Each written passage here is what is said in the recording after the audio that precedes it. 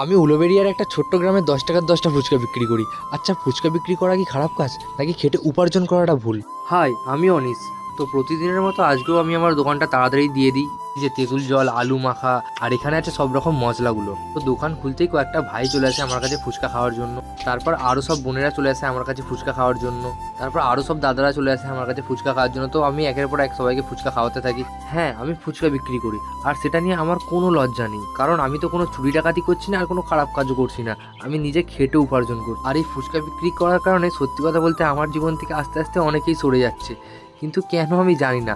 আর তাদের আমি বাধা দিতেও চাই না। আমি ফুচকা বিক্রি করার কারণে তাদের হয়তো আমার সাথে থাকতে লজ্জা লাগে। হতে পারে আজকে আমার দোকানটা হয়তো ছোট, আজকে আমরা আমাদের আশেপাশে যেসব বড় বড় কোম্পানি, বড় বড় ব্যবসায়ীদের দেখতে পাই, তারাও কোথাও না কোথাও একদিন তো ছোটই ছিল, আজকে তারা বড় হয়েছে। আর আমি এই মুহূর্তে এমন একটা পরিস্থিতির মধ্যে আছি যেখানে তোমাদের সাপোর্টটা আমার খুব প্রয়োজন। তো তোমরা আমাকে এরকমভাবেই ভালোবাসা দিও, আর আমার নিজের প্রতি সেই বিশ্বাসটা আছে। তোমরা যদি পাশে থাকো, আমি আমার এই ছোট্ট দোকান থেকে একদিন অনেক বড় ব্যবসায় দাঁড় করাবো, আর নিজেকে সোশ্যাল মিডিয়াতে প্রতিষ্ঠিতও করবো। কারণ হেরে যাওয়ার ছেলে আমি নই, আর আমার এই খারাপ সময়ে যারা আমার থেকে দূরে চলে যাচ্ছে তাদের আমি যোগ্য জবাব দিয়ে ছাড়বো। তো দেখতে দেখতে আমার ফুচকাও শেষ হয়ে যায়, আর এই দাদারা ভাইয়েরা আমার কাছে এসেছিলো শত শেষে ফুচকা খাওয়ার জন্য।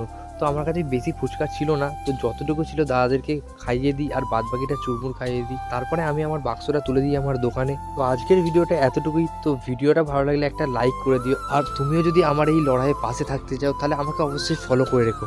দেখা হচ্ছে পরের ভিডিওতে।